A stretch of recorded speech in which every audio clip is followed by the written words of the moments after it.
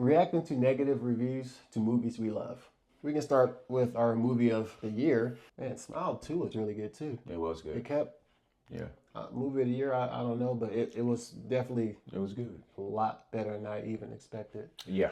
Negative reviews of The Substance. Should you read one and I read one? Yeah, we can take turns. All right. Okay, I understand the meaning behind the premise of the film, beauty, blah, blah, blah. Okay, Hollywood standards. Okay, but the movie is laughably bad.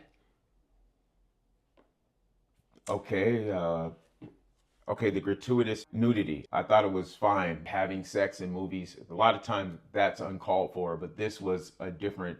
This was showing why Demi Moore did what she did. This was showing both ends of the scale. You know, you got to see her improved body. It just wasn't gratuitous to me. Over the top special effects, which were amazing.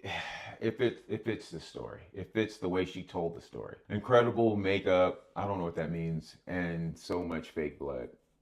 Okay, you want real blood in the next one? I mean, I don't know what. I mean, I don't know. Unless you want to see fully naked Demi Moore, skip this. And okay, that's a weak review. I can agree with nothing. Yeah. So What do you I think? understand the meaning behind the premise. I think they see it at the surface level because I feel like there is even more layers than what this person unraveled. The movie's laughably bad. The only thing I can come up with that is the part that we start laughing at because things just got so ridiculous. But that didn't make it bad. It was just, oh my God, this is actually happening right now. Over the top special effects. I'm not sure if that's a compliment or what because they seem like they didn't like this movie. Incredible makeup, so much fake blood. Yeah, like you said. I mean, should we Kill start? some chickens and Yeah, and get some real blood. I don't know. Unless you want to see a fully naked Demi Moore, there was definitely meaning behind the moment that she was on the screen with her body exposed. I'm sure I can speak for both of us when I say that we wasn't checking her out at all. We were fully immersed in the art of what was going on and the story that was being told. The last thing we were paying attention to was her body. We were actually looking at her emotions, like why she was standing there like that, how she was looking in the mirror, her contemplating what to do next. I have to say, like at the end, it gave weight to what happened. It added up. Yeah. It made it's hard to explain, but you felt the weight of what the ridiculousness when it came. It just all like it was. It was crazy. I mean, you felt like you were with her when she was naked, and the way she felt, you could feel the uncomfortableness. It was good. I mean, this person just doesn't get it. That's all. Okay, this one seems fun. Do not watch this movie if you do not like extended, gory, beyond belief scenes. Gory beyond belief. Yeah. I wish I never saw it. We're only 2 sentences in. This is like a big old paragraph. The beginning started off with promise. I cannot stress enough that this movie is disturbing and didn't have anything of value offered to gain from it. That last line, I can probably agree to it for a casual viewer to try to gain any form of knowledge with this, walk away wiser. Yeah, I don't think that's going to happen. That's not what this is about. This is a highly entertaining film. We were talking about this before we even saw the movie. People are going to think this is something that is not because Demi Moore's in it. Oh, it's the next Demi Moore movie. This seems like someone who was a fan of Demi Moore because now they wish they never saw it. Yeah. So what other than Demi Moore caused them to want to watch it? Right. But even still, it even shocked us. My jaws hit the floor as I don't really react to movies like that. Gory beyond belief scenes. We know exactly which part she's talking about. The beginning started off with promise. It must be really hard to make a movie that everyone likes, you know? It's impossible. Everybody's not into gore, and like my brother was saying, if you were like, "Oh, Demi Moore, this looks interesting," and it's not that kind of movie. It I mean, even for guys like us, I mean, we're enjoying it. Like the things that were happening but it was shocking. If you're just a casual viewer, this is gonna, yeah, like that person said, I wish I never saw it. So And I'm glad it was the best movie of last year for us. This movie is super disturbing. It feels demonic. I want to go back to when I hadn't viewed any of those images. Do not watch. Demonic? You know, The Conjuring is demonic. The Omen is demonic. Terrifier is demonic. This wasn't demonic. I'm sure God wouldn't like the movie, but it's not, I wouldn't say it's demonic. It's kind of like campy. I wouldn't say it's demonic, but what's your review on that review? Yeah, it's very unrelatable. Terrible. Worst B movie ever. Cannot understand how the Golden Globe Awards committee even considered this movie. Because you don't know what you're talking about. Yeah, this person's clearly disgusted. Yeah. It's too bad. It's a great movie. Yeah, it is. This movie was hard to watch, not just because of the unnecessary boring, it wasn't boring, the unnecessary boring gore, but because of the tasteless objectifying of the second female lead. Did she even act, or was she just there as eye candy? There was no substance to the substance. Nah, that's... Look, females... this is triggering. Was filmed. This is a triggering movie. Yeah. And don't forget that this was filmed by a woman. Yeah, she Directed. she directed it. So, and she did a good job. Without doubt, the worst movie I have ever seen in my 73 years. That should have been up there, You're too for old. sure. You shouldn't be watching this movie. Paul. That is funny. Yeah, he ain't never seen anything like Oh, this. Paul, movie. yeah, he's got turned inside out. Ain't no way. He 73-year-old man did not like it. I mean, for a 73-year-old man, figure out how to sign into Rotten Tomatoes. He didn't like this movie. It's probably his first review and last review. Oh, No way. man.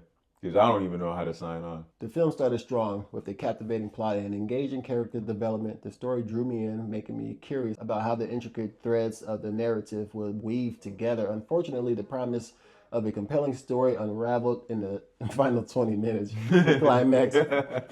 We're laughing because we know exactly when the tides changed with this person's opinion of the movie. I love it. The climax felt like it was directed by someone entirely unfamiliar with the film's initial that's what I tone loved about and it. quality.